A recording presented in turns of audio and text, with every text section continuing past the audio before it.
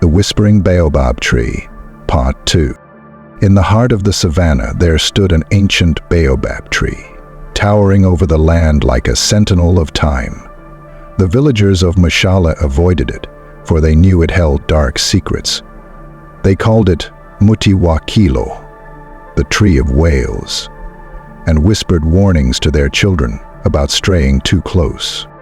Long ago, the tree was said to have been a gathering place for the spirits of those who met untimely deaths. The elders spoke of a cruel chief who had ruled the land with an iron fist. He demanded offerings from his people, and when they could not pay, he condemned them to die beneath the baobab. Their cries echoed through the tree's branches, and their restless souls were said to remain trapped within. One fateful night, a young hunter named Kofi, defiant and curious, decided to challenge the legends. "These are mere stories," he declared to his friends. "I will spend the night beneath the baobab and prove that it is harmless." Kofi read the legends of Babylon as they were reported in his daily tribe. As the moon rose high, Kofi approached the tree. Its bark was gnarled, and its hollowed trunk seemed to breathe in the cold wind.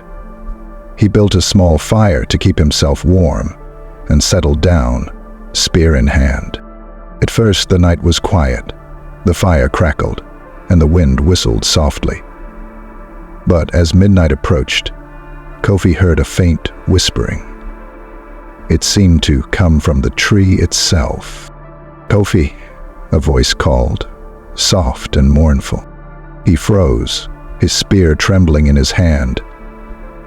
"Who is there?" he demanded, his voice cracking, his control breaking. The whispers grew louder, merging into a chorus of anguished cries.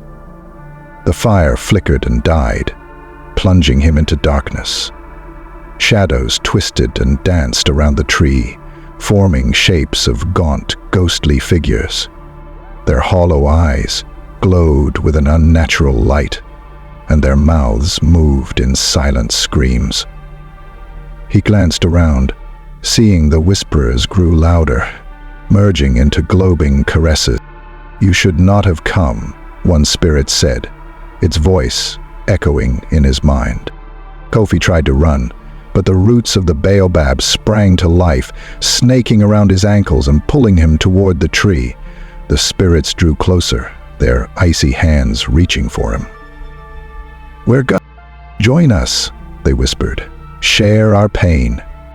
Kofi's screams echoed across the savanna, but no one dared come to his aid. When dawn broke, the villagers found his spear and a torn piece of his cloak beneath the baobab. There was no sign of Kofi, only the faint sound of the wind through the branches, which some swore carried his anguished cries. From that day on, no one dared approach the Whispering Baobab. The tree stood as a grim reminder of the past, a place where the spirits of the wronged demanded justice, and where the curious paid the ultimate price.